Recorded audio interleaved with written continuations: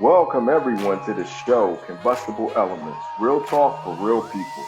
Here we try to put different ideas and perspectives together in a pot, heat it up, and get an explosion of knowledge and understanding. We understand that problems can only be fixed starting from the bottom to the top, building a great foundation for change and improvement. I'm Big Mel, and I'm joined by Ruben, aka the Monarch, and Aaron, the Hitman. Let's get started. So once again, I want to thank everybody for joining us for Combustible Elements. That's Aaron, the Hitman, Ruben the Monarch. I'm Big Mel. The topic this week we're going to talk about is history repeating itself. Is it a good thing? Is it a bad thing? Let's talk about it because it is a factual thing and it does happen a lot more than people think. We just think of the big circumstances. So due to last week in the comments, everybody know I didn't answer Aaron's question. I answered another question, but not his original question. So now it's time to pay the piper. I'm answering all Aaron's questions this week, or Ruben's questions this week pertaining to this topic. Don't get stupid, guys. So go ahead, man. Lead us off. Oh, I don't really right now I don't really have no questions set up. I'm gonna have some questions later on throughout the conversation, but I'm gonna start out with Ruben. So how do you feel about the topic? Like, how do you feel about history repeating itself? Do you feel like it's a good thing or a bad thing, or is it just something that happens? I mean, overall, I think when it comes to history, always repeats itself, whether we think it's a good thing or not. It's only a bad thing when we don't learn from our history, when we don't know our history, and we don't learn from it. So essentially, we might make the same mistakes that our ancestors did. We might make the same mistake our parents did or our grandparents did because we didn't bother taking the time to learn, our past. We didn't bother the time to study, our history, which is going to essentially give us, the blueprint or the map to figure out where we're going in the future. So that's one of the questions that I was going to ask, actually, as you started talking, I remember. But do you feel like history, and this is for both of you guys, but do you feel like history only repeats itself when you don't learn the lesson? Or do you feel like that it still repeats itself even after you learned the lesson? Okay, I'll answer that.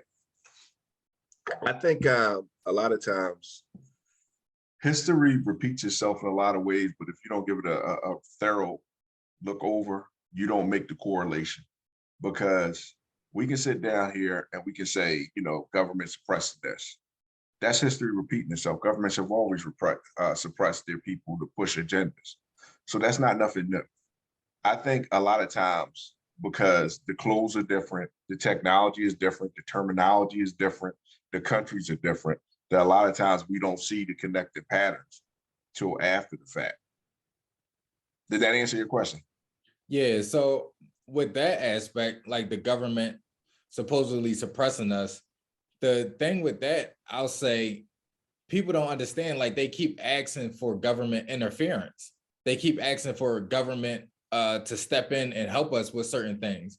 And then on the back end, they say government is suppressing us, government is doing this, but then turn around and ask the government to bail us out of so many things. So like that's history repeating itself, where we keep involving the government because the government can't necessarily get involved in certain situations unless we allow them or unless we ask them to, because the government works for us. But people don't understand that. But at the same time, they ask for the government to intervene and help us out of certain situations.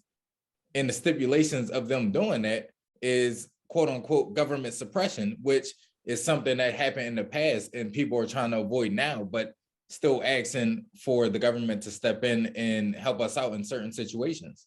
So is that's not us learning our lesson, correct?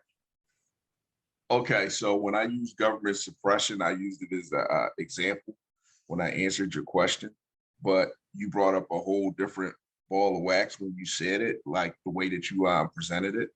Whereas though, yes, there are some similarities in what we're asking government to do, but remember, our government is set up differently from any other government that we know in the history of the world that functions like our government. Like one person can go to court and block the whole government. That's like an unheard of thing in the history of the world. However, the government does work for us, but one of the duties that we give to the government is to run the nation in aspects, and we're supposed to trust their decisions. So yes, we are repeating the cycle, but can we call it so much history when it's such a small time frame? Because people tend to forget we're a young country compared to the rest of the nations in the world. We're young. Even nations that have different names, but they were called different things, and they were collectively running that particular area for millennia.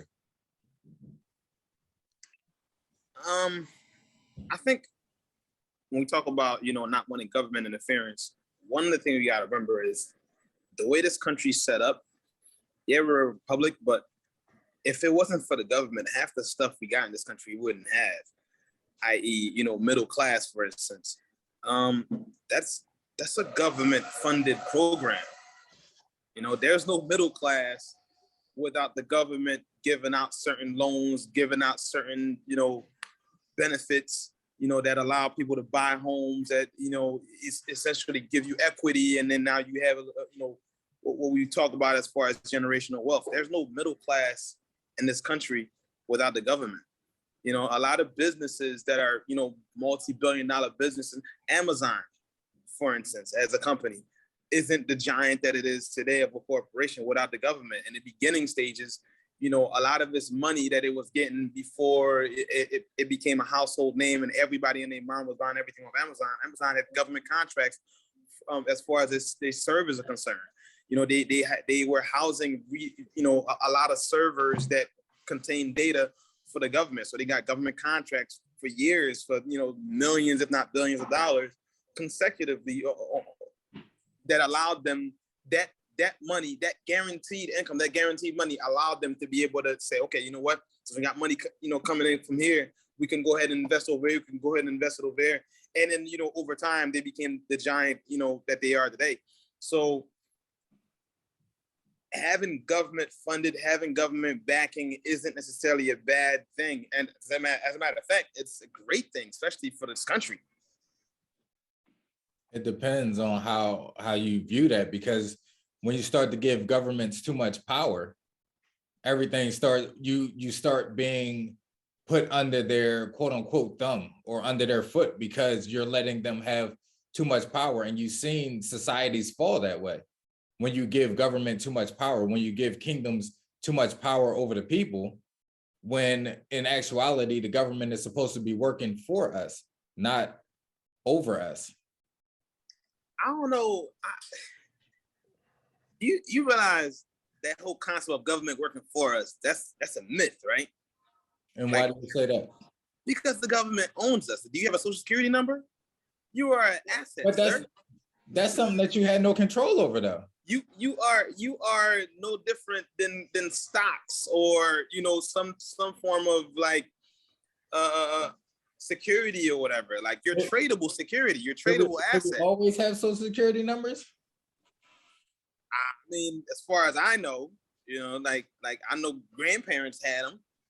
I mean, at the end of the day, like the only power that they have over us is the power that we allow them to have over us.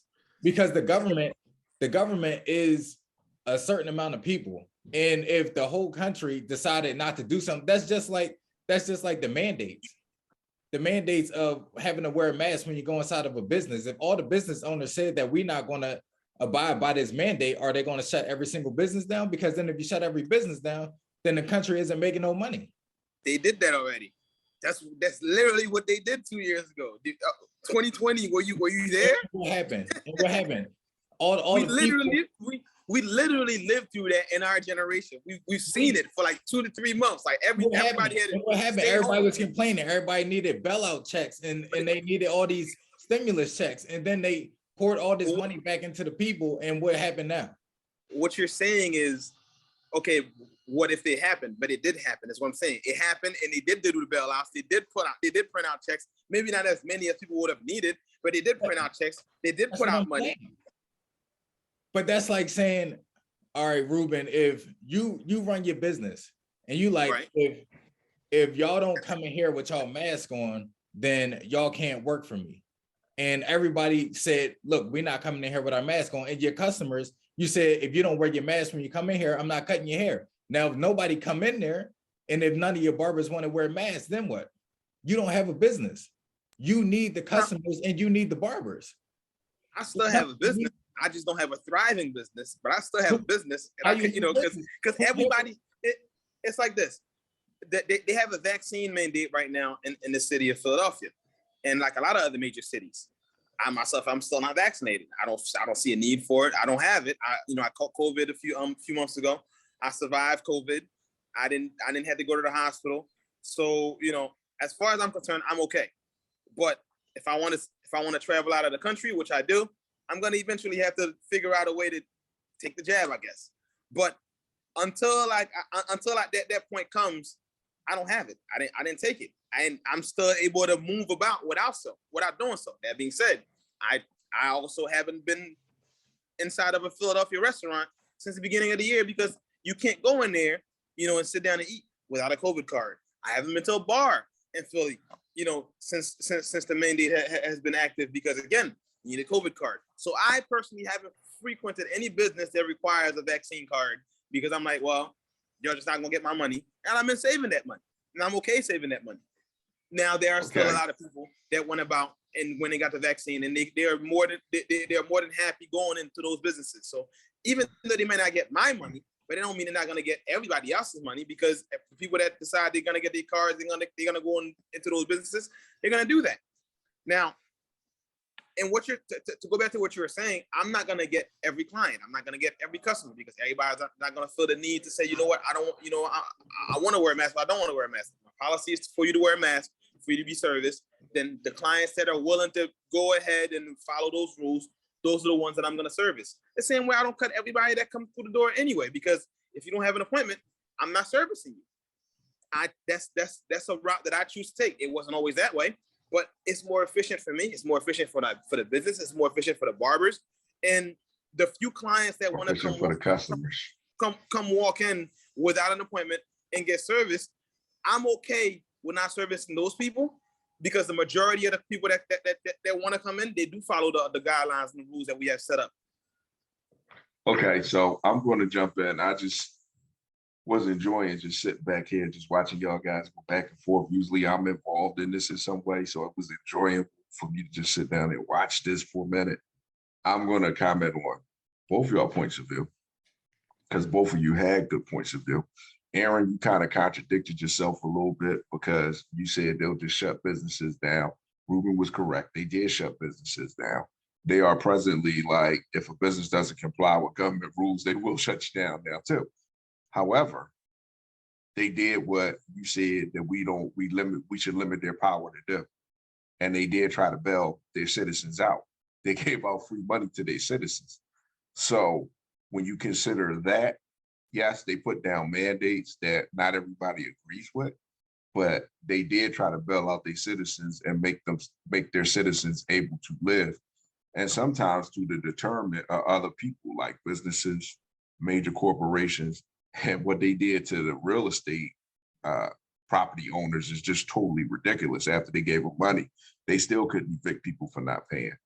Also, Ruben, to your point of not letting certain people in, they don't want to wear a mask, if the barber doesn't wear a mask, from your perspective, if none of these people want to wear a mask and somebody comes through, they're going to cite you and you might lose your business in the long run. So it's not really a choice.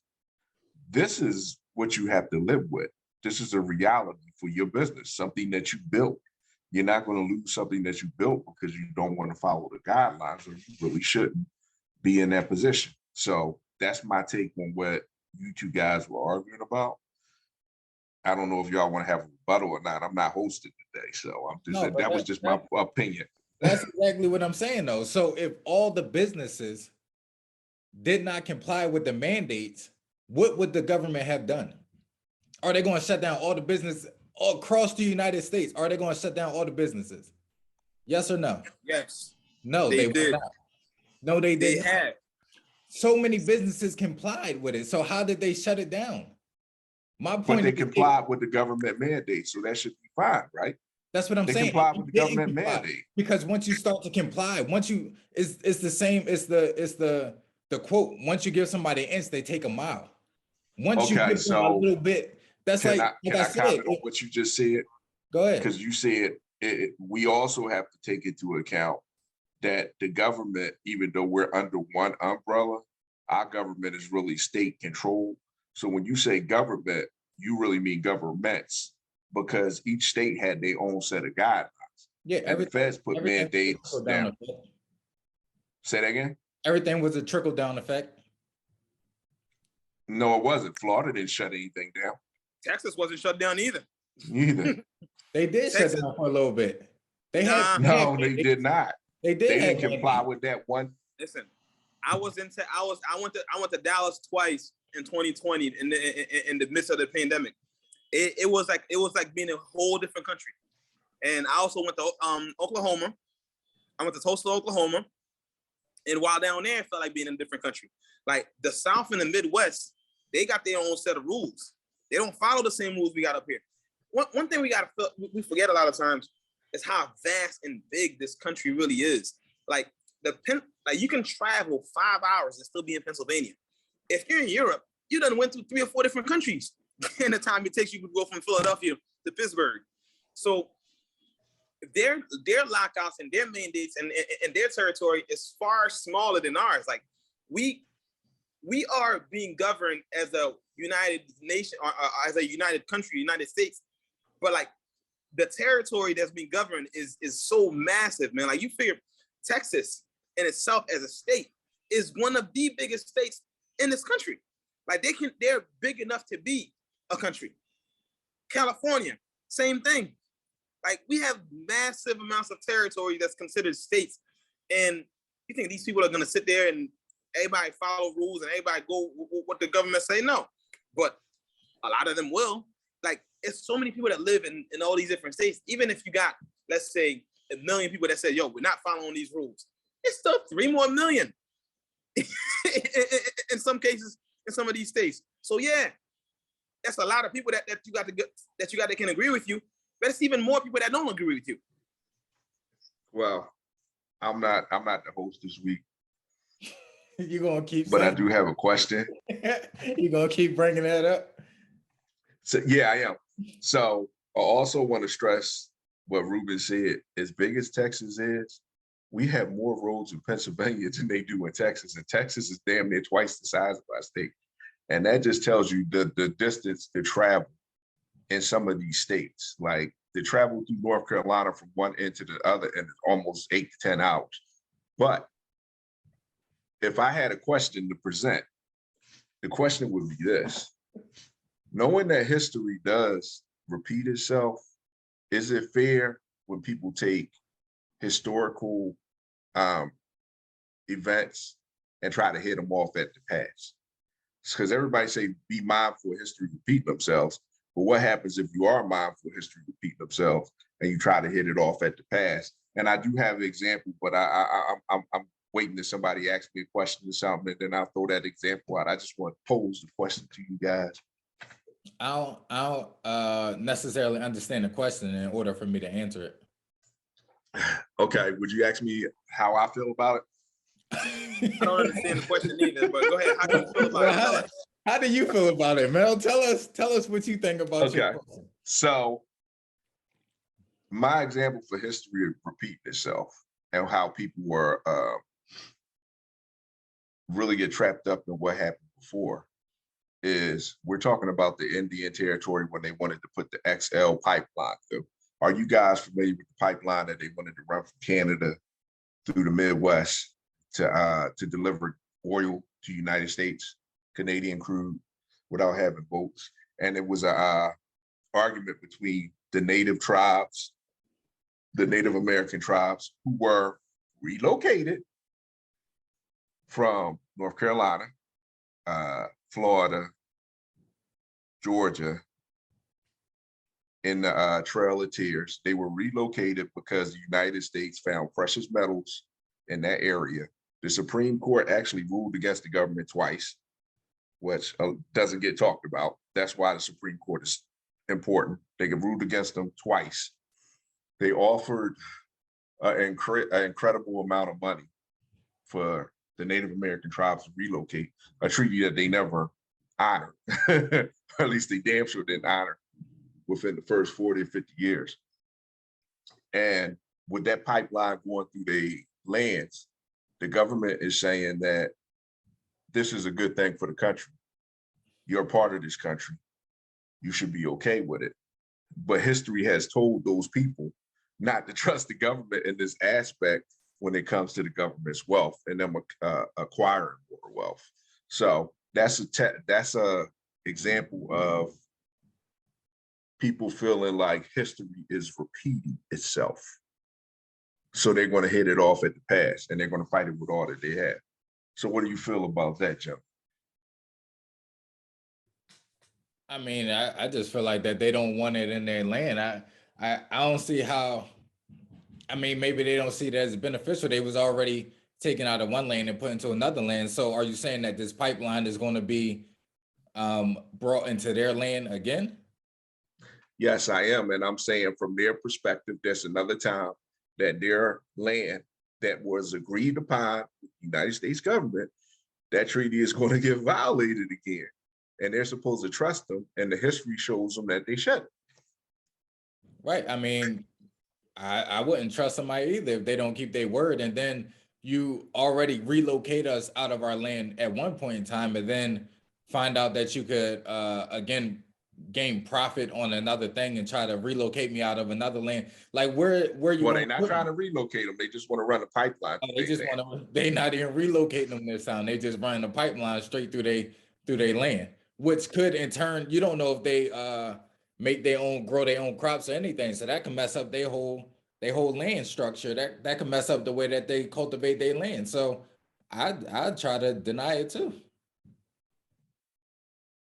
Ruben? I mean, the history tells you that, you know, if you fool me once, if a man fooled, won't be fooled again. But no, honestly, there's not a good rapport when it comes to, you know, the natives of this country and the U.S. government. So as a native, I would be extremely worried of anything that the government would offer me, you know, because I know that based on historical past, you guys have always screwed me. This is speaking as a native. So I have no interest, no need, no want for, you know, helping you in any way, shape, or form, because helping you doesn't necessarily mean help me. You know, and even as far as bringing up the concept of, okay, well, you guys are part of this country. We've been part of this country, but we've been marginalized. So now I'm supposed to turn back around and, you know, let you keep doing what you feel like doing after we've already been marginalized? No, that's a negative on my end. So they would be considered to be correct when they say we're not going to let history repeat itself for us. Yeah, Absolutely. but at the end of the day, is the government just going to do whatever they want? Exactly. They haven't done it yet. Yeah, not yet. yet. They haven't done it yet. Yeah, but I think it also comes down to who, you know, which government is in power. So right now, you know, with the pandemic and everything that we got going on, they haven't had the time to go do that. But once we get to a point where like we kind of have this pandemic on a curve, and you know we're no longer going through all these different variants, and if we are going through them, you know, it's no longer, you know, a life or death issue and things like that. Then it's like, all right, it's time to move on to other topics. Oh, by the way, this pipeline, we still want to get it popping, and yeah, we're gonna make it happen, or we're gonna make it happen. That's a whole nother conversation on the pipeline, a whole nother conversation on clean and reusable energy, a whole nother conversation on us using our own oil reserves that we have here that we don't drill in, which is most of your national parks. That's a whole nother conversation on that. Why are we getting our oil from Canada? Why can't we get our own? We have more than enough. So it's and we're moving away from it in a lot of aspects. So it's whole nother show. But I think we should go back to history repeating itself. Are there any historical things that you guys want to make sure that doesn't repeat itself in your lifetime? Oh, hold it. I shouldn't have asked that. I'm not gonna say Mel Petty, but if anybody would like to put in the comments how petty Mel is being in this episode, feel free. I'm not being petty. I was wrong. I accept. We did it. Didn't we do a show about I'm wrong? I was wrong, yo. I'm willing to accept my punishment. Hey, but look, I know a lot of people, like, we don't necessarily talk about the Bible. We don't necessarily we talk about religion a couple of times, but the aspect of history repeating itself as far as Sodom and Gomorrah, like, we are accepting a lot in this country and in this world, but accepting gay pride, not saying, like, we accept a lot that went on in that city in the cities that got destroyed. And now we're kind of like not necessarily forced to accept it, but it's kind of like, if you don't accept it, then there's something absolutely wrong with you, because this is 2022 and things like that. People should be free to express themselves however they want to.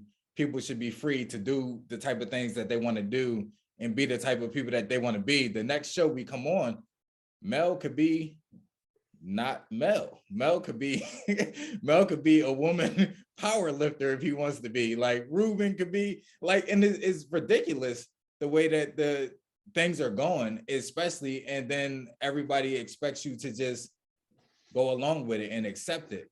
And that is definitely history repeating itself, where you gotta like kind of go along to get along with the times, and because it's a new age, people are following along with that same narrative. So one thing I'll say, as far as what you just said, in the case of, you know, different lifestyle choices that people make and do, that's always going on. And the people that chose to not want to deal with it, that's why a lot of people live in the middle of nowhere.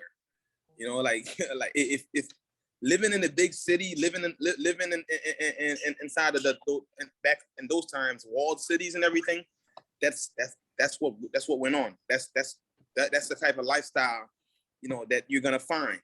But if you don't want to have a secular lifestyle, if you don't want to have, you know, all of the different things that you're gonna find and see, you know, and living in a major city, your options are to go live on a farm, or go live on the outskirts of town, go live somewhere where it's like you seclude yourself from society, because you're right, you don't have to deal with it. But if you live in society with other people that are in society, that's just what it is. So everyone, I believe, should have the right, no matter what it is, whether I agree with it or not. If I choose to live in a city, in a society where it's 1 million people, where it's 2 million people, 3 million, however many millions of people, then that's what I'm gonna have to deal with. Now, if I no longer want to deal with that, then I also have the ability to say, okay, you know what? I'm gonna take me and my family, I'm gonna buy this farm that's, you know, X amount of miles and X amount of hours away, and I'm just gonna make my life harder in the sense of having to get everyday things, whether it be like if I gotta go to groceries and everything like that, but easier in the sense of, okay, I don't have to deal with people and how they feel and how they view things. You know, I'll teach and raise my kids based on my beliefs and so forth and so on. Okay, so to answer my own question, before I say something about Aaron's answer, to answer my own question, for me, the thing that I don't want repeated and I fight to the end is slavery. You know, we're not going back there. Our history is not going back there. It shouldn't even be some of the things that we have to fight for shouldn't even be an issue. And the fact that we as a people aren't united on how to get there is a problem. We as a people don't think that it's serious is a problem. The fact that our voting rights is voted on every couple of years is a problem. You know, nothing is permanent. So to me, that's one of the ways that history repeats itself, because you give somebody some shiny gold somewhere, And you say, we want you to help, us do this. And then all of a sudden, they start grabbing people and start grabbing you. So that's the thing that I don't want to repeat itself. So I'm always trying to be vigilant about what is my rights and my responsibility. Now, back to what Aaron said. I'm going to kind of clean up what Aaron said a little bit because I understood what he was saying, but the example sounded kind of homophobic, and maybe it was meant to be, but I'm gonna try to clean it up a little bit, not because I'm saying what he said was wrong, right? Because we know how we do here, everything is opinion based. What I'm gonna say is he's trying to say that the vices that we live brings down governments, bring down countries, bring down people, impacts people's lives. So maybe we should be aware of the vices that we ask for, that we become comfortable with, that become a part of our lives, that we're willing to deal with, and understand that there's ramifications to that aspect. I can give you one that doesn't even have to do with sexuality, music. Listen to your latest rap album. The things that are said and kids are listening to it, the censorship that we have, that impacts people. Those are the vices that got put into our regular society. So I'm gonna assume you meant the totality of all the vices, Aaron. You just used that as an example. Am I right or am I wrong? No, you're right. And to clarify, I am not homophobic. I mean, you do whatever you want to do. I was making a point and just pointing out history repeating itself. I have no issues with anybody's sexuality. They do what they want. Okay, so we've reached a part of our show for Aaron to ask us who's to blame, so we can answer these questions. So Aaron, go ahead, shoot. All right, Ruben, who's to blame? I'm gonna let Mel just simmer down there. And Ruben, who's to blame for history repeating itself? This is one of those questions that there's nobody to blame, honestly, when it comes to history repeating itself. History is gonna repeat itself regardless of what, whether we acknowledge it repeating itself or not. Now, if you ask me who's to blame for not learning from history while it repeats itself, then it's the individual. It's the individual's fault for not learning, about what happened in the past, whether it be of their own family lineage, or whether it be, of the history of wherever they may live, or wherever they work, and things of that nature. Because in our society, in today's world, we have access to technology. We have access to all different ways of finding out things. So whatever it is you don't know, you could Google it, you could YouTube it. There's some ways, a form you could research it to get yourself knowledgeable, so you don't repeat the same mistakes. Mel? Okay, so who's to blame? Blame the parents.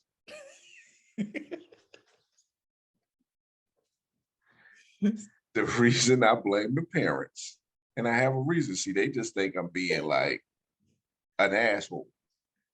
All right, because I lost. I'm being petty. That's the word to use. But the truth of the matter is, I blame the parents because governments rewrite history all the time. Just look in Texas. They just took 250 books off the library shelves. I didn't even look at the list of the books. There are some people, speaking to my daughter, she told me some people didn't even think like the Mayflower, Thanksgiving was a real thing, that Native Americans wasn't a real thing. She went to Penn State main campus, and people came in with that impression like this wasn't a real thing. Governments rewrite history as they go. But most of your old civilizations did have an oral history, and they passed it down.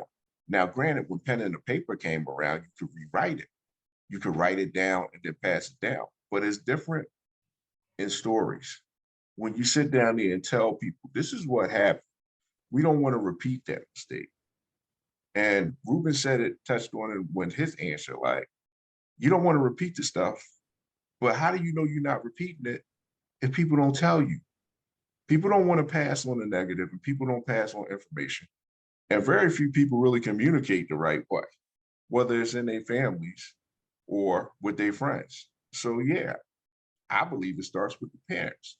If you know history and you know some of the things that happened and you don't want it to happen again, talk to your child about it. It's necessary. You don't have to turn your child into a tree hugger or a rebel rouser, but you just have to let them know. You have to be aware of things. That's all I got to say. Aaron? I'm gonna agree with both of y'all, because I do feel like that it does start with the parents, especially at a young age. Just telling them stories about history as well as things that you went through in your life, because we didn't even talk about on a smaller scale, like generational curses, when, you know, the children repeat what the grandparents did because the parents was repeating it. We didn't even get to touch on that on a smaller scale. So I do think it starts with the parents, but again, at this day and age where we have so much technology and so much information floating around, it is easy to get access after you know something to start to research it and find out things on your own. Google, Yahoo, whatever you want to look up, so many different platforms that have loads of information on any given topic is something that you could do, but parents do have to start informing their children about historical facts and just historical facts that happen in the household as well. So we're coming up on end of time, because I know Mel was about to tell me that I got to close everything out. So we appreciate you guys for catching us on this episode of Combustible Elements. And I'm joined by Ruben the Monarch, Big Mel. I'm Aaron the Hitman. And we appreciate you guys. Please leave likes, comments, and subscribe to our channel. If you have not subscribed to our channel, please subscribe to the channel. Don't just listen to what we say each and every week. We would love your subscription. And just hit us up and let us know any topics that you would like us to talk about, or hit us up and let us know that you want us to come on our show. We're open to talk about any and everything, and we just appreciate you guys each and every week listening to everything that we have to talk about. Again, we will catch you guys next week on Combustible Elements. Peace.